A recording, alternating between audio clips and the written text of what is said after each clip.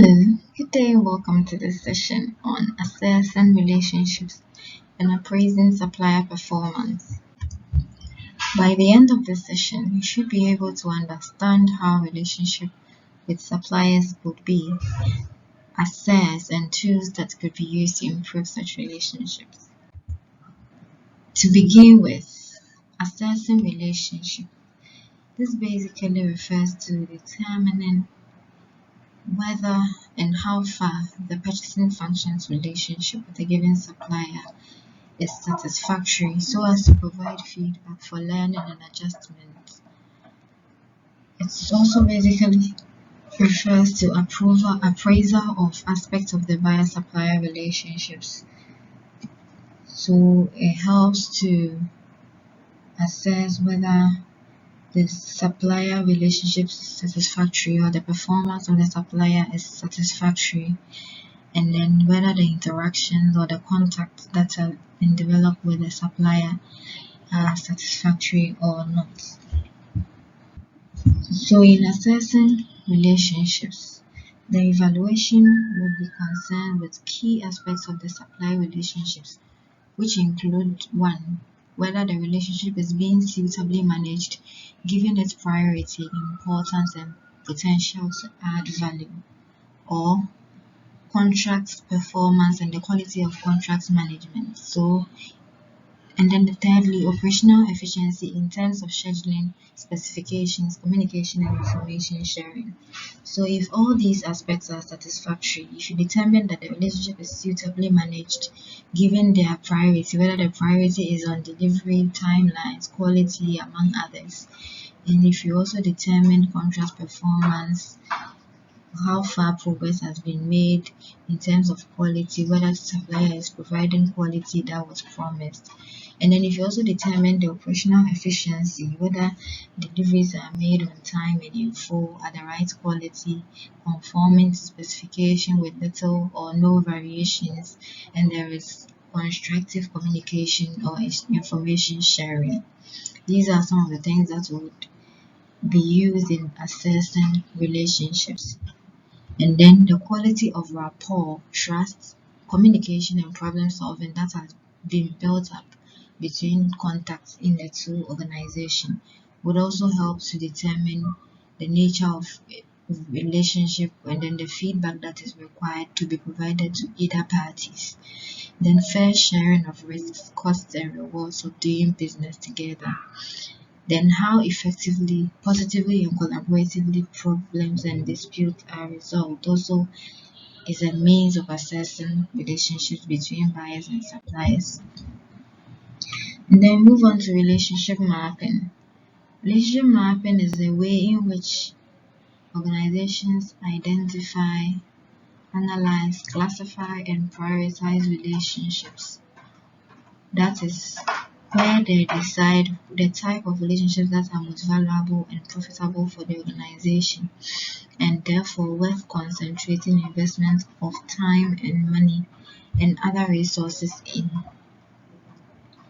So usually the best known form of relationship map is in a purchasing context is the Kraujek relationship matrix or the purchasing portfolio matrix, and this may be used to evaluate whether the organization's relationship with the supplier is of the right type to fit the profile of the type of goods being purchased, and whether resources are being efficiently deployed across the purchasing portfolio so as to maximize relationship leverage.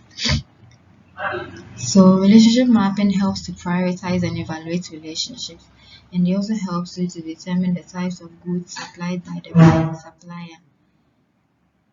And then this provides the basis for mapping relationships, as is determining the types of investment to conduct or channel towards relationship given the types of goods provided by the supplier. So a supplier of routine items would have a different form of relationship as compared to a supplier of strategic items because those two items have varying degrees of impact on the buying organization's profits outcomes. So we consider some relationship mapping tools. The first one being supplier preferencing matrix, which could be used internally by the buying organization to determine the internal customers that are worth investment in.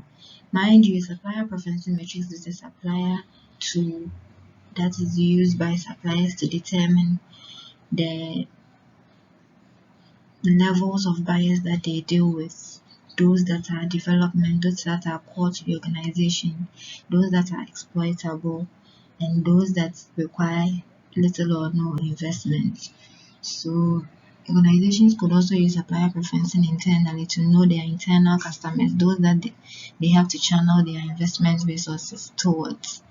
Then the second tool could be the relationship life cycle, which helps to channel your relationship investment efforts given or by considering the stage in which you have arrived in a relationship, whether it is at the introductory stage, maturity stage, or decline stage.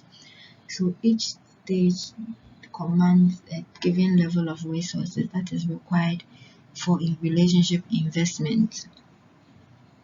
The relationship duration is how long suppliers, customers, or other stakeholders have remained in a relationship. So there is this question as to whether the supplier or customer is doing something right within the relationship period. So if you are doing something right, it's likely that this relationship duration will be of long term in nature or it will be prolonged. But if you are not doing something right, the relationship would be characterized by short term transactional interactions. Then retention rates. So retention rate is also describing the percentage of suppliers, customers, or stakeholders that remain in the relationship with the organization after 1 year, 2 years, or how long. So the retention rate is influenced by the relationship duration. And then we have the defection rate. That is the percentage of suppliers, customers, or stakeholders who terminate relationship with the organization in a given period. So if organizations, actors, or stakeholders are constantly terminating relationship, it means that there is a problem with the organization that needs critical attention. So mapping purchaser supplier satisfaction.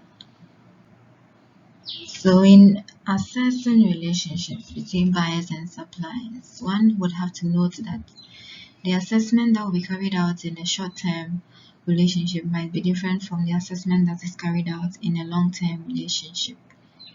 So a framework has been provided to clarify purchaser-supplier relationship, and a score ranging from 1 to 10 on each side is mapped against supplier satisfaction and purchaser satisfaction. So from this model, we could see that in this quadrant, nobody is satisfied. The purchaser is dissatisfied, the supplier is also dissatisfied. And in this instance, both parties would want to leave the relationship. They are at the zero level of dissatisfaction from the purchaser and zero level of the satisfaction of the supplier. And then if you move here, the purchaser is satisfied but the supplier is dissatisfied. And then if you come here, you realize that at 5, both the purchaser and the buyer, the supplier, are marginally satisfied. And in this instance, the dissatisfied between here and at this point, you realize that at this point the supplier is dissatisfied, and at this point the purchaser is dissatisfied. And at each of these levels, the dissatisfied party may seek to modify the relationship that is existing between them, or the dissatisfied party might want to leave the relationship. And in this quadrant, we see that there is complete satisfaction from the supplier side, and then there is also complete satisfaction from the purchaser side. Although there might be room for improvement, So this line, which runs in the middle, is the desirable region and is known as the line of stability or fairness. And any movement along this line indicates equal improvement. That is, if it is moving upwards or if it is moving downwards, it indicates levels of deterioration for both parties. And the further the line is rated, the greater the overall stability of the relationship. Because there is less pressure for change from one party or the other, and each party seeks to be in this region where they are both satisfied in the relationship. So in situations where there is unsatisfactory levels in a relationship, what are some of the methods that can bring change in that relationship? So Leanders proposes two tools that helps to bring change in unsatisfactory relationship, that is crunch tools and the stroking tools. So the crunch tools are more of negative measures that may lead to drastic change and possibly severance of the relationship. Crunch tools accomplishes short-term objectives but may damage chances of a stable relationship in the future.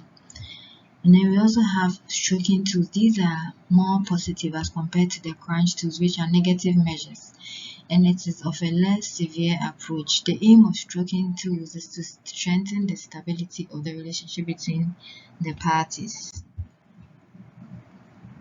So we have buyer side crunch tools and we have buyer side stroking tools. That is buyer side positive reinforcement and buyer side negative reinforcement.